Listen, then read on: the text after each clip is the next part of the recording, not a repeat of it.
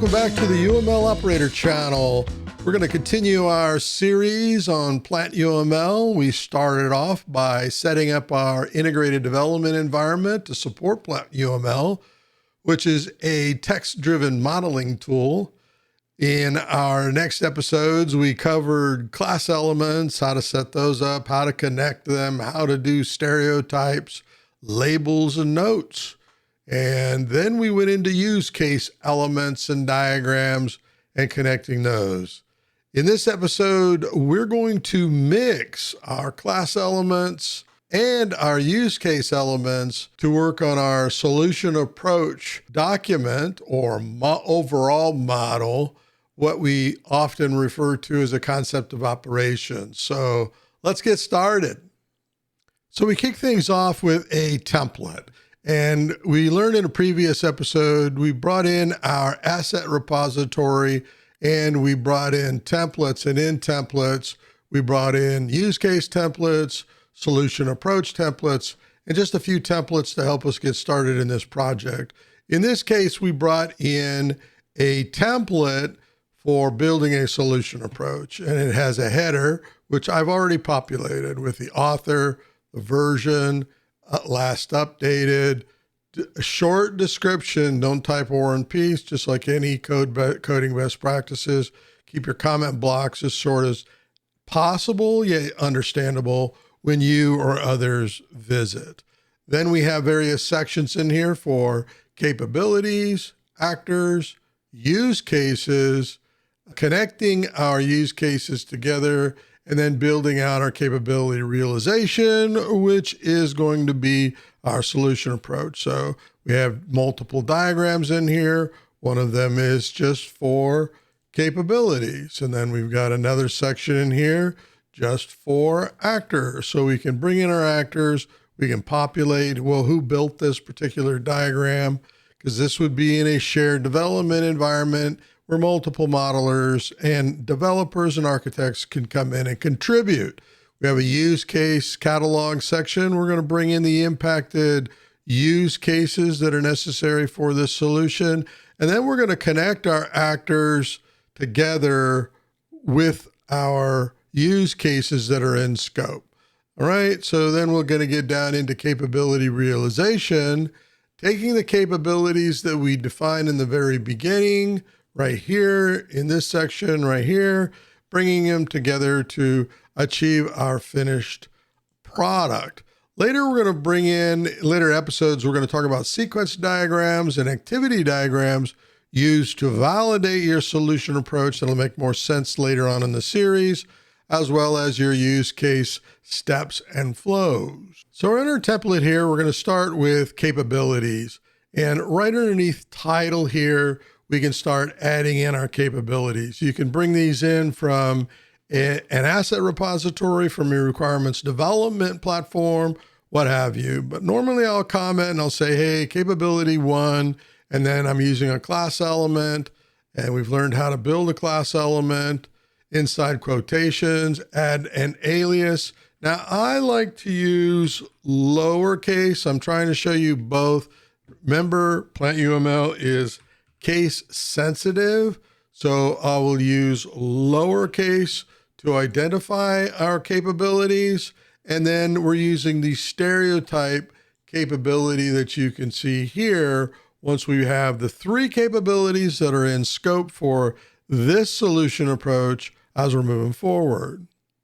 With capabilities added, next we're going to ask our modelers to add in actors. So name the model, short and concise, who the author is, version, created and updated, keep your comment blocks as short as possible, and then just describe what the model is, and let's add some actors. Right? We're going to focus on just one actor, and that is just customer. And what we've done here is we've used a boundary, rectangle boundary, to surround customer, just to show the scope. And our scope here is for customer. And you could bring in other actors, agents, developers, architects, customer care, all of that. But we're just going to focus on customer as our primary actor in this model. All right, next we have another diagram where we're asking modelers to bring in systems and use cases. So we've already added in the block content here for this particular diagram in this file, and we're going to add in some use cases. Now we start with a comment, the use case ID, but you'll notice that we've included the use case ID with a line break and the name. So when we see each one of the use cases in the diagram, it has the use case ID from a repository included. Now, we may not do this in the full model when we're done, and we have not added systems yet. We've only inventoried or listed the use cases that are impacted. With our use cases identified, we're next asking the modelers to add the connections, and these are the relationships between the use cases. And so in this particular case, the modelers are bringing in the use case without the use case ID. You've got your alias in there in order to next draw the connections that are necessary to complete this particular modeling exercise. So what they'll do is using the aliases, if you learn, for each one of the use cases to draw in their connections. And we still don't have boundaries yet. We'll do that in the end. These are just open use cases, their connections with labels, and what each one of them is from this in-scope use cases required for this solution. And in the previous episode, you learned how to draw connections, what each one of them represents. You can certainly bring in a legend if you want to show how a dash is an association, what it means, aggregation, composition, dependencies, generalization, and realization. So when we're looking at these connections in here, it makes it easier for the reader to understand, well, what's going on. And of course, adding in a stereotype such as extend helps the readers understand what's being extended, what extended means, what is generalization, what generalization means. So that you can keep on the side as a cheat sheet, or you can actually build a legend that your modelers can access within the integrated development environment when they're modeling and driving delivery. All right, so the final part of our exercise after drawing the connectivity to our use case elements is the solution approach. And where we're going to bring in capabilities and we're going to mix capabilities as class elements with our use case elements. So the most important thing here in this particular diagram is the keyword allow mixing. And you can put it above title or below title as long as it's within the keyword start and end UML, right? So the first thing that we want to do is bring in our capabilities that we defined above. If you remember earlier, we defined our capabilities up here. So as each modeler was making contributions, now we can start to bring these in to our model and start building out what's necessary for completing our solution approach. And the next exercise was bringing in our actors. So within our solution approach, we're going to use comments to separate it, and we're going to bring in an actor, and we want to bring in a note. Assume the customer has an account in order to participate in this solution approach. In our next section down here, we want to bring in our use cases. Now this is turning into quite an eye chart, and we'll rectify that in a moment. You could do something at the top of the model, such as top to bottom. So we go here, let's see what happens here. Top to bottom direction. And then we'll hit enter, left to right direction, left to right direction. That makes it a little bit easier to read. We still don't have connections in here. We're going to go ahead and leave this right here, the left to right direction for now. as we're bringing in our connections to our capabilities and our scope areas, because we have brought in our use cases and we have enclosed them in scope brackets. So here's sales and the necessary use cases. And then we've got identity management right here. Here's the IDM scope that you see right here. And that just helps when we're breaking out a large use case model to understand the systems and the scope impacted application groups and so on that are participating in the delivery. But let's bring in our connectivity next. And that's basically, hey, we want to take a look at our use cases and our capabilities. So we're going to separate those out in comment areas. And you can see here, we have our capabilities that are being realized by these particular use cases. And the use case in this case is view account. Let's take out that left to right direction. So we'll go back up to the top here. I'm just going to comment this out so that it's not using it. And let's see how it renders. Yeah, that's much better, right? So here we have our actor elements.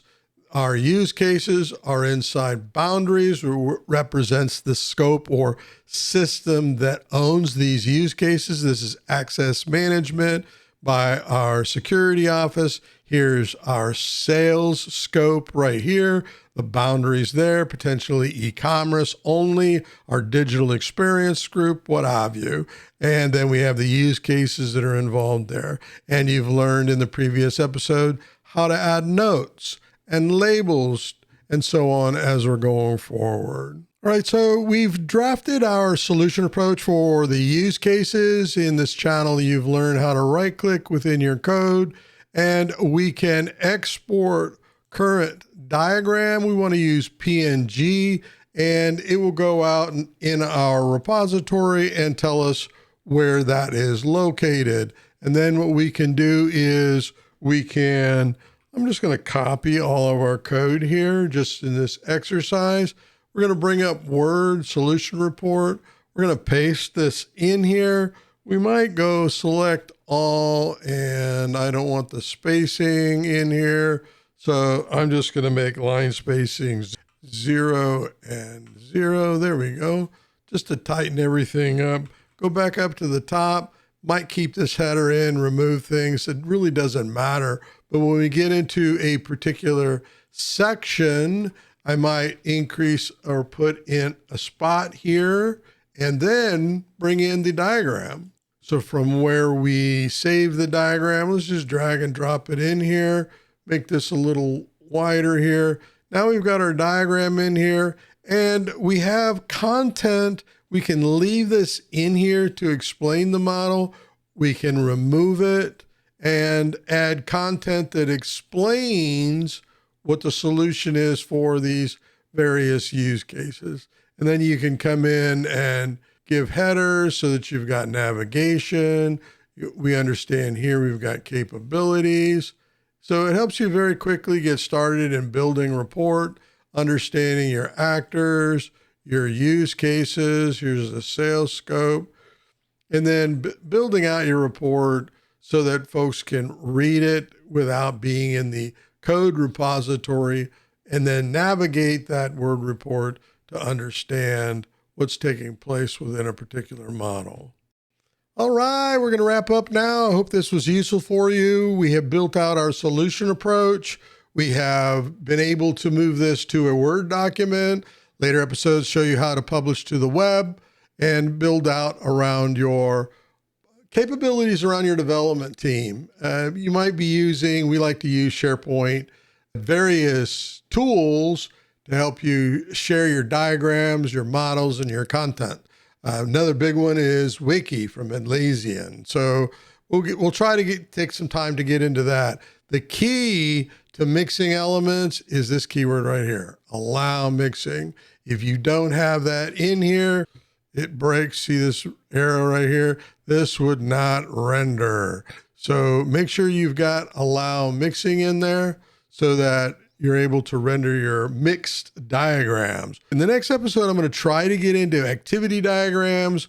We're going to get into sequence diagrams as we're going forward, sequence diagrams to help understand and validate our models as we are building. We're going to be getting into various types of sequence diagrams and details, activity, and so on. So a lot going on.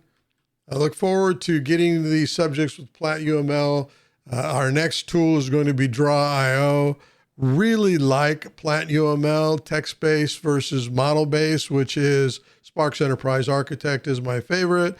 Draw.io is model-based, a little thinner. It's limited like PlantUML is, but anyways, you're able to get to delivering your objectives using UML diagram types. And I'm going to try to cover more diagram types, even down to important engineering timing diagrams in PlantUML. Depends on what we have time on, what kind of questions and focus that we're going to be getting into. So until that next episode, happy modeling.